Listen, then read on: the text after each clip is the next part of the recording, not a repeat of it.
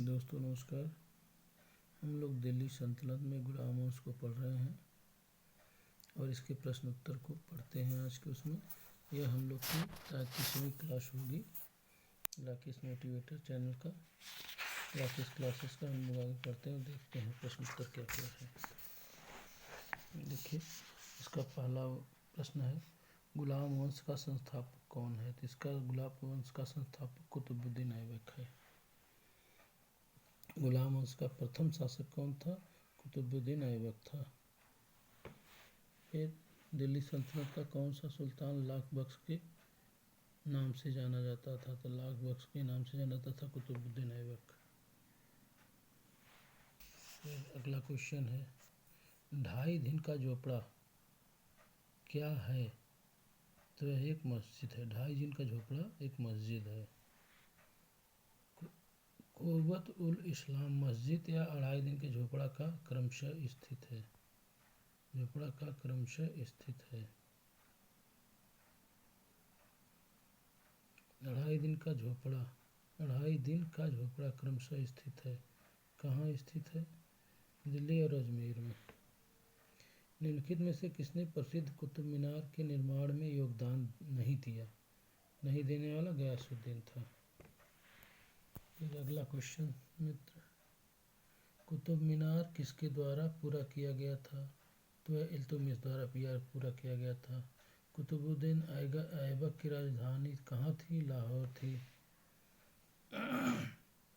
सुल्तान कुतुबुद्दीन ऐबक की मृत्यु कैसे हुई थी?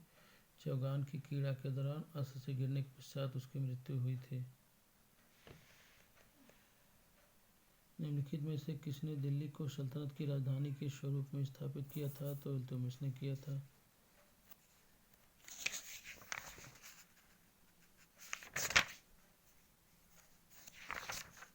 नेक्स्ट क्वेश्चन है, दिल्ली का वह प्रथम सुल्तान कौन था जिसने नियमित सिक्के जारी किए तथा दिल्ली को अपने साम्राज्य की राजधानी घोषित की? तो वह था इल्तुतमिश। निम्नलिखित में से कौन सी इल्तुतमिश के राज्यकाल में सल्तनत की राजधानी थी? तो राजधानी थी दिल्ली। सल्तनत के निम्नलिखित सुल्तानों में से किसके प्रथम अपनी राजधानी स्थानांतरित की थी? स्थानांतरित करने वाले इल्तुतमिश थे।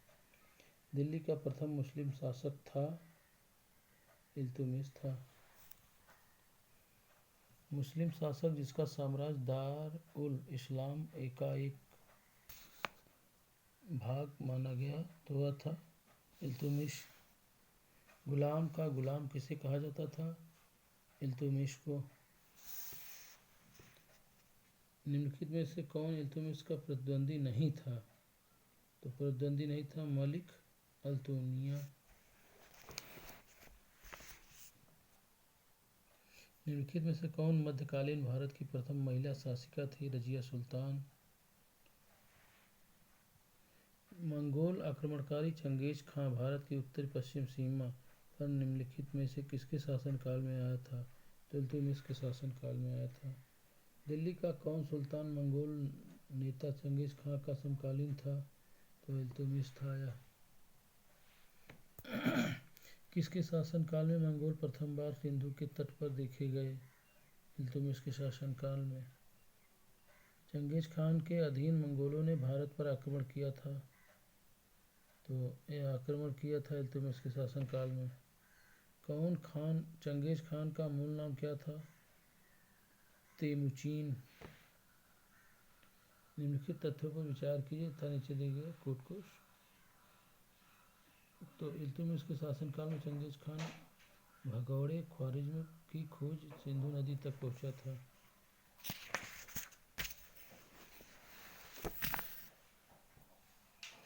इल्तुतमिश ने बिहार में अपना प्रथम सूबेदार नियुक्त किया। किसको? मलिक जानी को। रजिया बेगम को सत्ताच्युत करने में किसका हाथ था?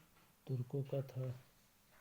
दिल्ली के सुल्तान बलबन का पूरा नाम क्या था? गयासुद्दीन बलबन था।